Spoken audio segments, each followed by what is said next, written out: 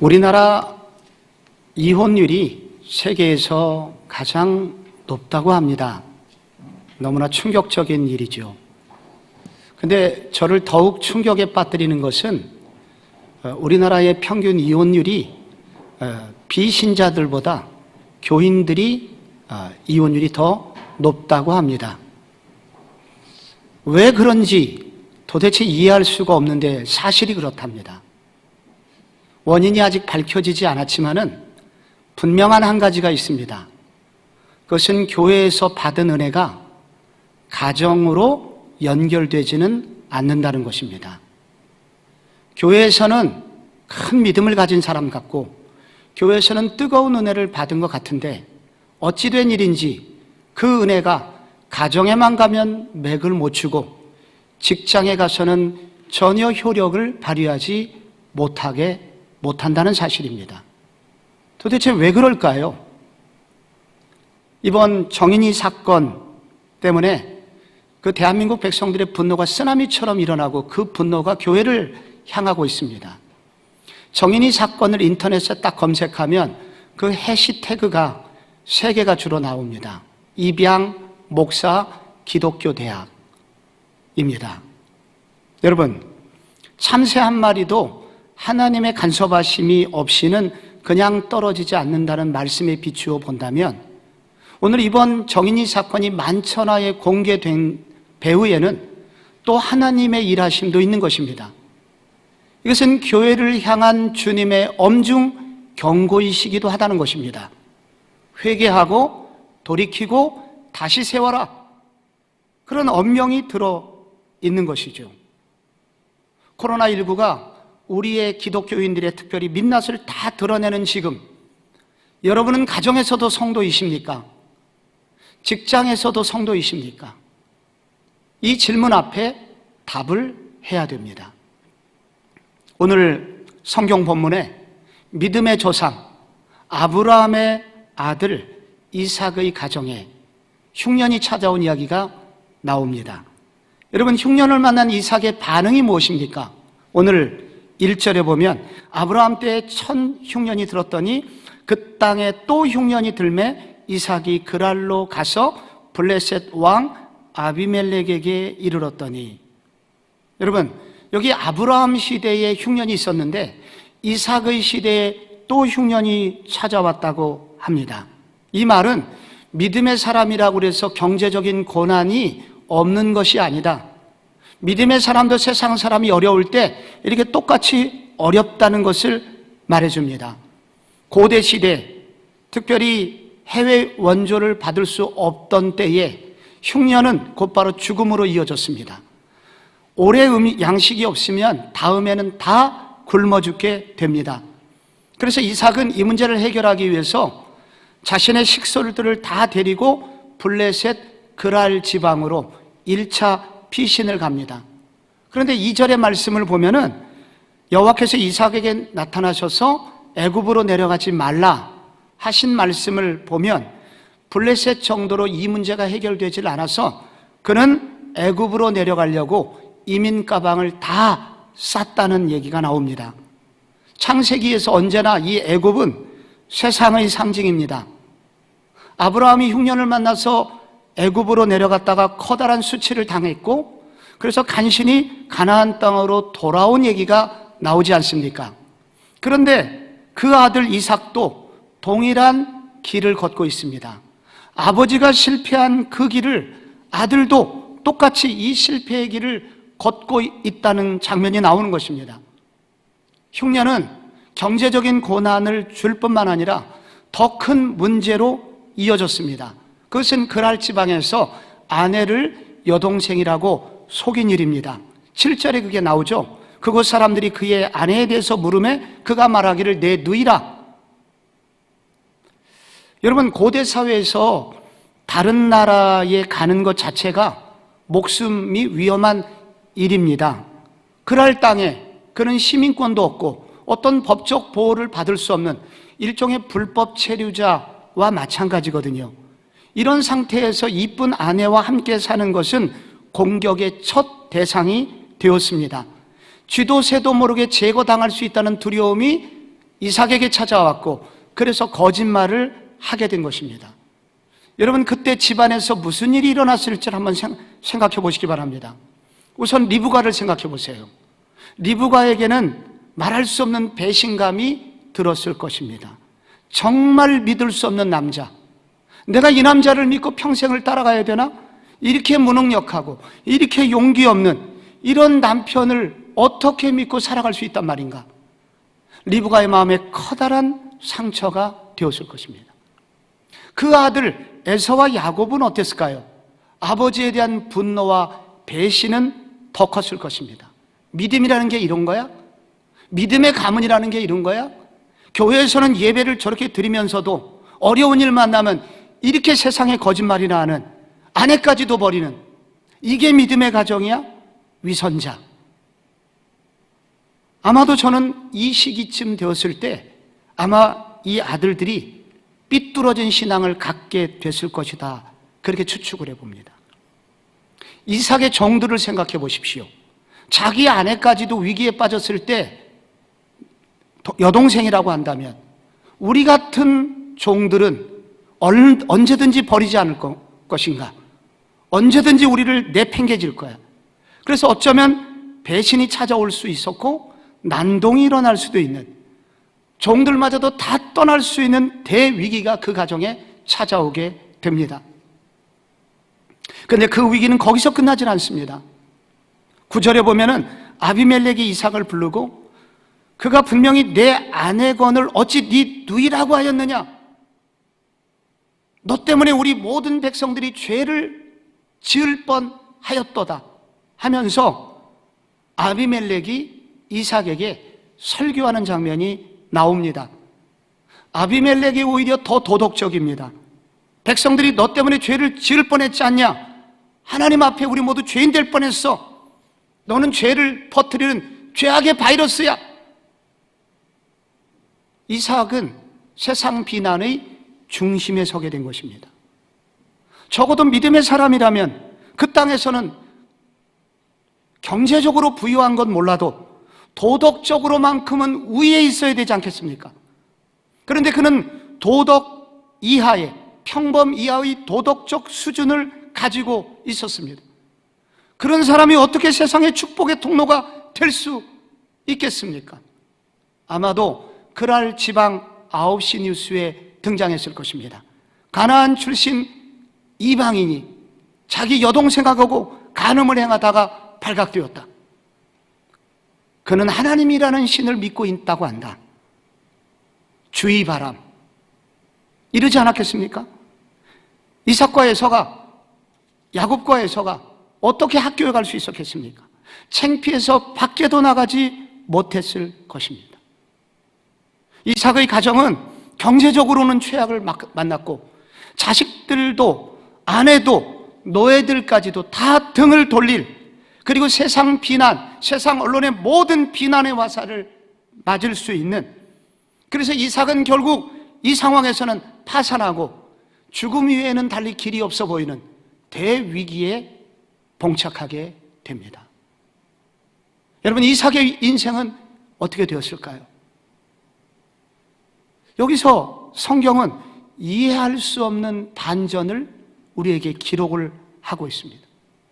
12절에 보시면 이삭이 그 땅에서 농사하여 100배나 얻었고 여호와께서 복을 주셨다고 합니다. 100배를 얻었다는 것은 문학적 표현이에요. 인간의 능력으로는 얻을 수 없는 엄청난 수확, 이걸 100배라고 합니다. 보통 사람은 그 땅에서 쌀 10가마니 정도 추수하면 많이 하는 건데, 이 이삭의 경우에는 30가마니, 50가마니를 수확하게 된 것입니다. 이런 엄청난 경제적인 부가 그를 찾아오게 된 것입니다. 왜? 여호와께서 복을 주셨기 때문입니다. 하나님께서 그를 주도적으로 이런 일이 일어나게 하셨다는 거예요. 이방 땅에서 어마어마한 축복을 받게 된 것입니다. 모든 것이 회복된 것입니다. 비난받고 쓰러져야 할 이삭의 가정에 왜 하나님은 오히려 축복을 주셨을까요? 어떻게 이렇게 놀라운 회복이 일어날 수 있었을까요? 그것이 이 성경이 우리에게 던지는 질문입니다. 여러분, 그렇다면 이삭의 가정은 구약의 교회이기도 하거든요.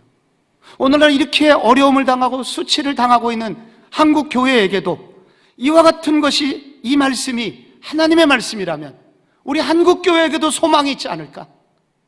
라고 이 성경은 우리에게 메시지를 던지고 있는 것입니다.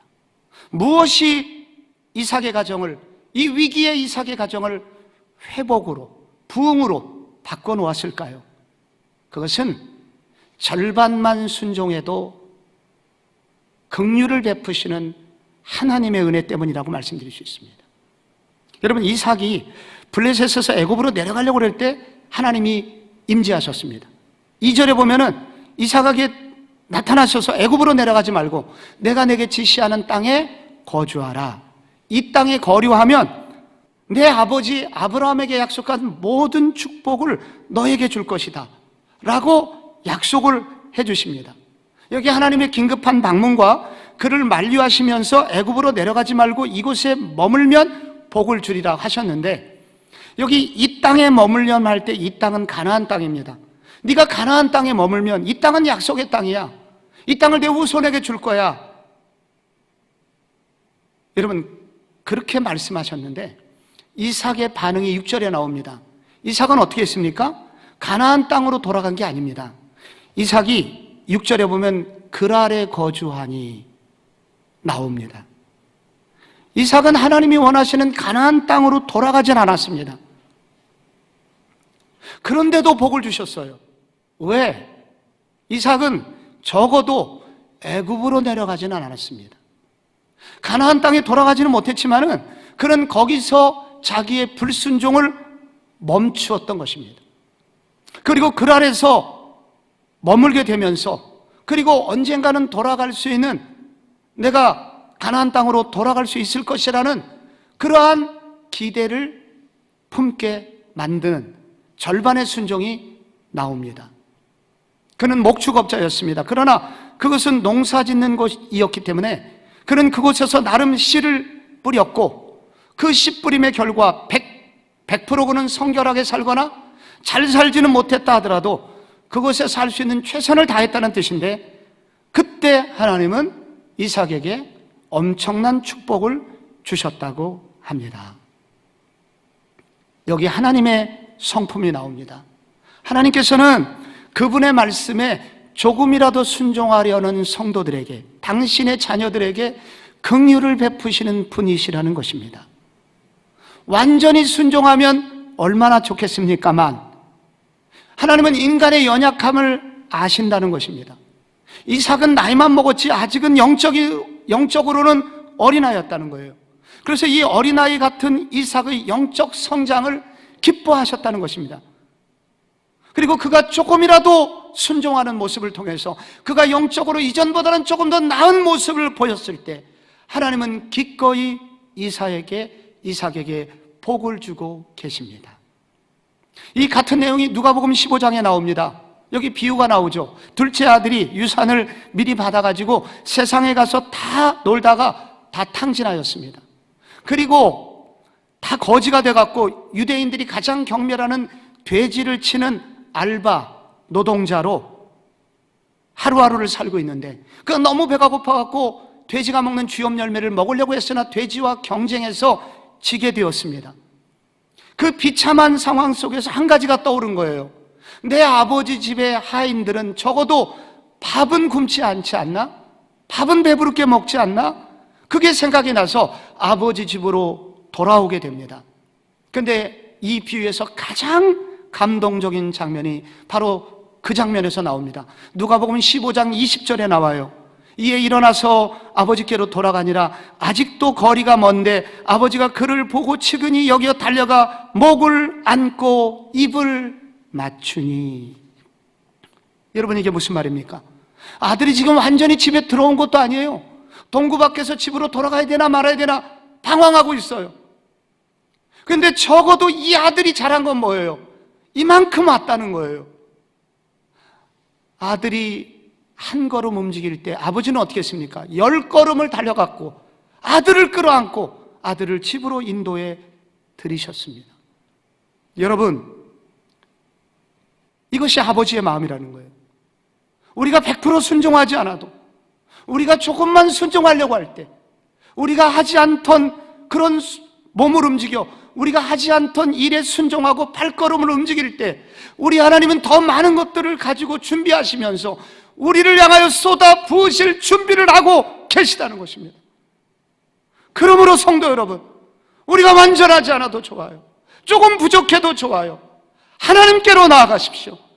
하나님께 순종하려고 하십시오. 작년보다 조금 더 나은 한 해가 되도록 여러분의 신앙을 깨우십시오. 여러분의 예배를 깨우십시오. 여러분의 기도를 깨우십시오. 여러분의 신앙에 하나님께 더 가까이 가는 한 해가 되도록 하십시오. 그때 하나님은 개입하시고 이런 파산의 위기의 가정도 회복시켜 주시는 하나님의 은혜를 경험하시게 될 것입니다. 회복으로 가는 길에 여기 또 한 가지 아름다운 장면이 나옵니다. 그것은 바로 8절에 나오는데요. 이삭이 거기 오래 거주하였더니 이삭이 그 아내 리브가를 껴안은 것을 블레셋 왕 아비멜렉이 창으로 내다본지라. 여기 이삭이 그 아내 리브가를 껴안았다고 기록이 되어 있습니다. 여러분, 이 말 속에는 많은 내용이 생략이 되어 있는 것입니다. 이미 많은 사건이 있었는데 그 사건들을 요약한 사건입니다. 껴안았다는 것은 애정행각을 말하는 것입니다. 뽀뽀 정도 한 것이 아니라 부부관계를 한 것입니다. 매우 야한 단어입니다. 근데 여러분, 이것도 밤에 한 것이 아니라 낮에 이런 일을 한 것입니다. 아비멜렉이 창으로 봤거든요. 고대 시대에 낮에 이런 일을 했다는 것입니다. 여러분, 이게 이렇게 되려면은 무슨 일이 앞서서 있었다는 얘기입니까? 리브가의 용서가 전제되었다는 것입니다. 리브가가 진정으로 마음을 열고 이 이삭을 받아 주었다는 것입니다. 리브가가 용서를 어떻게 할 수 있었을까요? 그 전에 이삭이 아내에게 용서를 구하는 일이 있었다는 것입니다. 이삭이 리브가에게 무엇이라고 했을까요? 이렇게 추측해 볼 수 있습니다. 여보, 정말 부끄러워요. 나는 남편이지만 남편이라고 할 수도 없어. 내가 이렇게 부끄럽고 얼굴을 들 수가 없고 자식들에게도 얼굴을 들 수가 없어. 나에게 이제 남은 거는 당신의 처분이야. 나를 버리지만 말아줘. 이런 간절하고 진실한 이 이삭의 회개, 이 이삭의 고백이 있었기에 아내 리브가도 마음을 열 수 있었고 그를 받아 주었다는 것입니다. 이 진실한 남편의 용서 구함이 있었고 그 회개는 그 리브가의 마음을 움직이게 되었다는 것입니다. 여기서 회개의 정의가 나옵니다. 회개라고 하는 것은 하나님께만 하는 것이 아닙니다. 바로 아내에게도 해야 되고 자녀들에게도 해야 된다는 것입니다. 그렇게 용서를 구했을 때 하나님은 그 용서를 재료 삼아 그 가정을 회복시키는 놀라운 일을 하시게 되었던 것입니다. 지난 금요일에 베스트셀러 엄마 반성문의 저자, 현재 교장 선생님이면서 건강한 한 교회의 권사님으로 열심히 섬기시는 이윤남 교장 선생님의 특별 간증이 금요일 밤에 있었지 않습니까? 그 자리에 소수가 오셨고 유튜브로 한 500가정 정도가 일시에 들었는데 정말 많은 가정에서 눈물을 흘렸다는 고백을 해오셨습니다. 이분은 그 전라북도 임실군에서 대단히 수재로 자라서 공부는 잘했지만은 가진 것은 없고 그래서 학교 선생님을 하면서 치열하게 사셨더군요. 아이들도 성공시키기 위해서 아주 치열하게 어렸을 때부터 키웠고 학원을 보냈고 공부를 시켰습니다. 이제 큰아들이 서울대 입학 보장될 정도의 실력을 가지고 이제 수능시험 석 달을 남겨놓고 있던 8월 31일 날 그 전 몇 달 전부터 엄마 나 꼭 대학은 가야 돼? 그리고 엄마를 향하여 곱던 말투가 나빠지기 시작하고 나중에는 이팔저팔 욕지거리까지 하는 그 아들. 그러다가 결국은 8월 31일 날 학교에 자퇴서를 낸 거예요. 자퇴서를 낸 그날 그 가정은 하늘이 무너지는 경험을 했다고 그분은 고백을 했습니다. 근데 더 끔찍한 것은 그걸로 끝나지 않고 한 달 뒤에 그의 딸마저도 잘 나가는 오빠가 자퇴를 했다면 덜 나가는 나는 당연히 그만둬야지. 그래서 이제 9월 28일 날 둘째 딸이 학교를 그만두게 됩니다. 그리고 두 아이는 방문을 걸어 잠그고 오직 게임에만 열중하게 됐다고 합니다. 근데 너무 가슴 아프게도 바로 그 시점에 남편의 사업이 잘못돼서 부도를 맞게 되었고, 그리고 그 가정은 경제적인 파산까지 당하게 되었습니다. 가정이 모든 면에서 무너질 위기에 있었던 것이죠. 근데 그날 그분에게 기도하는 분이었기에 하나님은 그 가정을 버리지 않으셨고 어느 날 대반전의 날이 찾아오게 됩니다. 그날은 비바람이 몹시 불던 날이었고 태풍이 치는 날이었습니다. 근데 그날 어떻게 어렵게 학교를 갔는데 아이들을 지도하려고 교탁 앞에 딱 섰는데 뒤에서 음성이 들립니다. 어떤 감동이 그의 마음을 움직이기 시작합니다. 태풍에도 불구하고 너희들은 여기에 왔구나. 너희들 부모님은 참 행복하겠다. 그러니까 한 아이의 눈이 보이고 눈을 마주치면서 그 고맙고 사랑스러운 마음이 막 올라오더래요. 늘 수업 시간 만에 딴짓을 하는 아이, 그래도 와 있고, 숙제를 안 해온 그 아이, 그래도 와 있고, 너희들 어떻게 그럼에도 불구하고 학교를 왔니? 고마운 생각이 들더래요. 그래서 그렇게 생각을 하고 있는데 하나님의 음성이 또 하나 들려옵니다. 너희들 아이들도, 네 집 아이들도 얼마나 잘했는 줄 아니?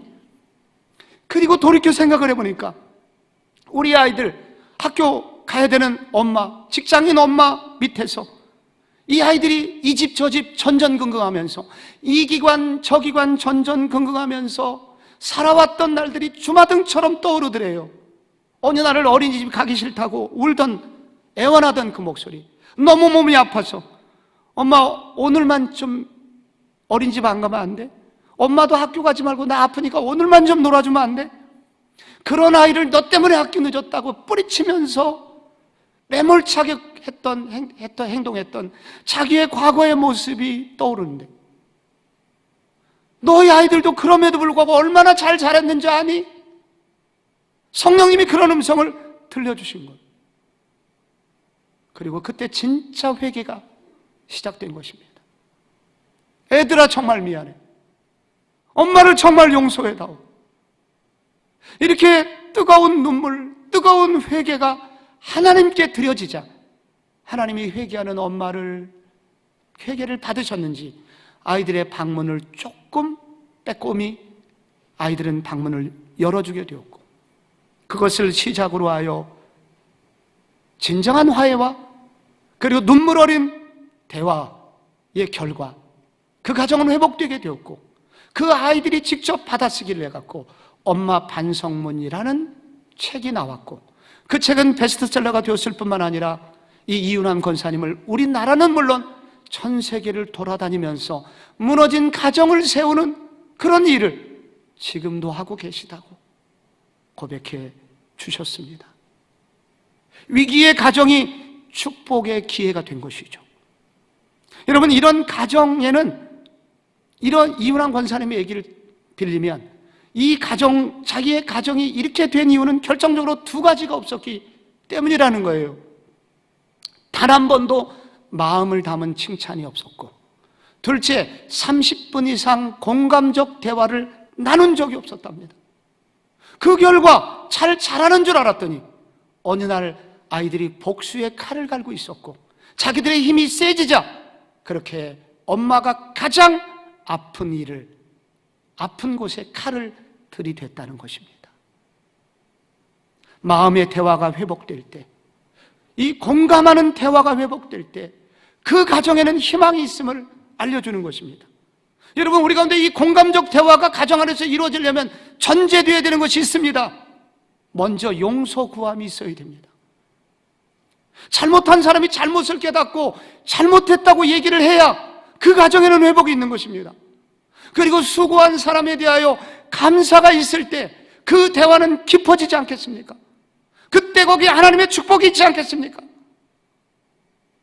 이런 회복이 시작되어야 됩니다. 이런 것들이 가능하려면 가정예배가 정착되어야 됩니다. 정기적으로 이렇게 회개하고 정기적으로 감사하고 정기적으로 하나님께 서로를 위하여 축복을 빌어주는 이런 가정예배가 회복이 될 때 하나님은 그런 일을 통해서 이렇게 이삭의 가정처럼 회복의 역사를 허락해 주실 수 있는 것입니다. 회복으로 가는 길에 여기 한 가지 더 이삭의 장점, 잘한 일이 나옵니다. 그것은 9절입니다. 이에 아비멜렉이 이삭을 불러 이르되 그가 분명히 내 아내건을 어찌 내 누이라 하였느냐? 이삭이 그에게 대답하되 내 생각에 그로 말미암아 내가 죽게 될까 두려워하였음이로라. 여러분, 이삭은, 이 장면은 이삭이 공개적으로 사람들 앞에서 자기가 죄를 지었다고 고백하는 장면입니다. 그는 그랄 땅에서 공격받지 않았습니다. 자기 아내를 빼앗기지도 않았습니다. 그런데 그럼에도 불구하고 그는 거짓말을 했습니다. 그런데 그 거짓말의 원인을 이제 알게 된 거예요. 왜 그가 거짓말을 하게 되냐면 두려움 때문이었다는 것입니다. 두려움은 왜 생겼을까요? 거기 본문에 나옵니다. 내 생각에 내가 죽게 될까 하여. 내 생각에 내가 죽게 될까 하여. 이삭은 오직 자기 보호에만 집중하였습니다. 자기가 어떻게 살아남을까? 오직 자기 자신만을 생각하는 이기주의자였습니다. 그 결과 그의 자기는 거짓말 때문에 잠시 살았는 줄 모르지만 그 죄의 결과 가족이 무너지고 그리고 타인들이 속아서 유부녀를 아내로 취함으로써 하나님께 죄를 지을 수 있다는 생각은 조금도 하지 못했었던 것입니다. 그런데 아비멜렉이 꾸짖었을 때 그의 죄가 얼마나 무서운 죄였으며 그 죄가 자신 때문에 얼마나 많은 사람이 죄를 지을 수 있는지에 대하여 비로소 알게 되었다는 것입니다. 다른 사람을 얼마나 위험에 빠뜨리게 되었는지, 다른 사람을 얼마나 실망시키게 했는지 몸서리치는 각성이 그에게 시작된 것입니다. 그거를 고백을 한 거예요. 여기 이삭이 잘한 일입니다. 그는 죄의 뿌리를 알고 있었고 그는 진실로 회개, 고백을 하게 된 것입니다. 자기는 겉으로는 믿음의 사람이지만 속으로는 이렇게 부족하고 연약한 사람이라고, 나는 죄인이라고, 그리고 이 죄 때문에 당신들을 아프게 한 것 정말 죄송하다고 아비멜렉 앞에서 이 죄를 고백하자 무슨 일이 벌어졌습니까? 아비멜렉이 온 나라에 선포를 합니다. 앞으로 이삭이나 그의 아내를 건드리는 자는 차명에 처하리라. 그래서 이삭은 이때부터 온 그 이방인들의 보호를 아비멜렉 왕 때문에 받게 되었습니다. 세상을 감동시켰다는 것입니다. 세상을 감동시키자 철저히 보호를 받게 되었다는 것입니다. 성도 여러분, 나의 죄가 이웃에게 피해를 입혔다면 회개해야 됩니다. 하나님께만 회개하면 안 됩니다. 이웃에게 회개해야 됩니다. 그런 회개를 성령님은 약재료로 삼아서 성령님은 놀라운 회복을 시켜주시는 것입니다. 그런 회개를 땔감 삼아 하나님은 놀라운 부흥의 불길을 일으켜 주시기도 합니다. 우리가 꿈꿀 수 없는 일도 일으켜 주신다는 것입니다. 이삭의 교회는 구약교회입니다. 교회가 회복이 되려면, 교회가 세상에 감동을 주려면 진정한 회개가 있어야 됩니다. 진정성 있는 회개의 고백이 세상을 감동시키는 법이기 때문입니다. 그러나 여러분, 최근에 정인이 사건이나 우리 BTJ 열방센터가 보여준 그런 태도는 정말 우리를 가슴 아프게 합니다. 그런 죄를 어쩔 수 없이 범할 수 있다고 쳐요. 그런 잘못을, 부족함이 있을 수 있다고 쳐요. 근데 가장 큰 심각한 문제는 무엇입니까? 자기의 죄를 모른다는 것입니다. 자기의 죄가 자기의 이득과 자기의 이기적인 욕심을 채우기 위한 행동이 다른 사람에게는 어떤 영향을 미칠 수 있는지에 대하여 생각하지 않았던 죄, 깨달음도 없고 그런 깨달음이 없으니 회개의 고백도 없는 그러한 모습은 결코 교회의 모습이 아니며 하나님이 쓰실 수 있는 아브라함의 영적 자손의 모습이 결코 아님을 알아야 합니다. 우리는 달라야 합니다. 우리는 우리의 죄가 드러나면 회개해야 됩니다. 그리고 고백해야 됩니다. 이것이 성도의 마땅한 바인 것입니다.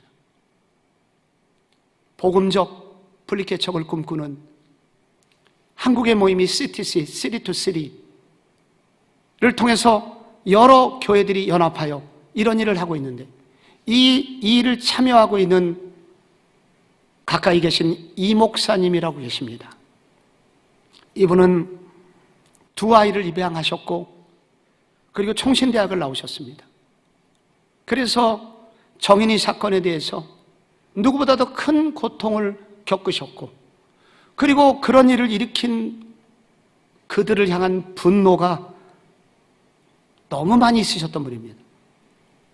그런데 기도하던 중에 하나님께서 그 목사님을 깨닫게 하신 것을 그것이 너무 이 시대에 필요할 것 같다고 여기셨는지 그걸 요약을 하셔가지고 단체 카톡방에 그렇게 글을 하나 보내주셨습니다.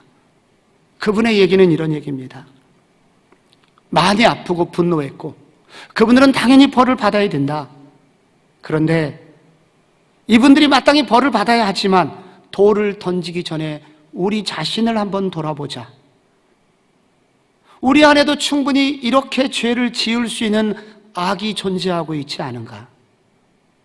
다만 우리는 더 잘 감추고 잘 누르고 있어서 괜찮은 사람처럼 보일 뿐이지 우리 속에도 괴물이 자라고 있지 않는가? 그 글을 읽는데 고개를 끄덕일 수밖에 없었습니다. 옳은 말이지 않습니까? 이들만 죄인입니까? 우리도 또 다른 그와 유사한 죄들을 여전히 짓고 살지만 단로가 나지 않았을 뿐이지 꽉 누르고 잘 교묘히 숨길 수 있는 재주를 피워서 그렇지 혹은 어떻게 누군가 파헤치지 않았어도 그렇지 우리도 그들과 동일한 죄인이지 않는가?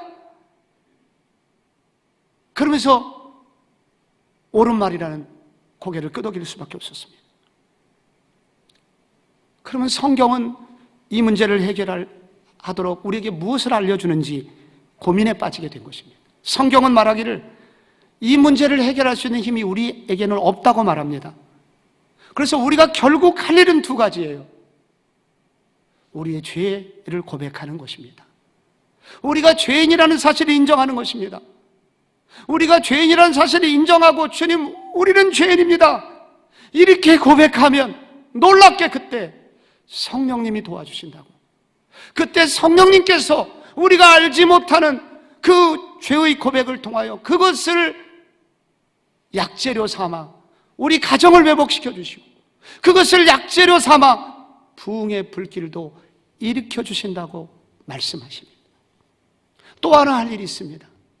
그것은 한 번도 자신의 이득을 위해서 자기 자신의 유익을 위해서 자기 생명 살기 위해서는 한 번도 그 놀라운 능력을 사용하지 않으시다가 자기 신부인 교회를 보호하시기 위해서는 목숨을 내던지셨던 그분을 생각해야 됩니다.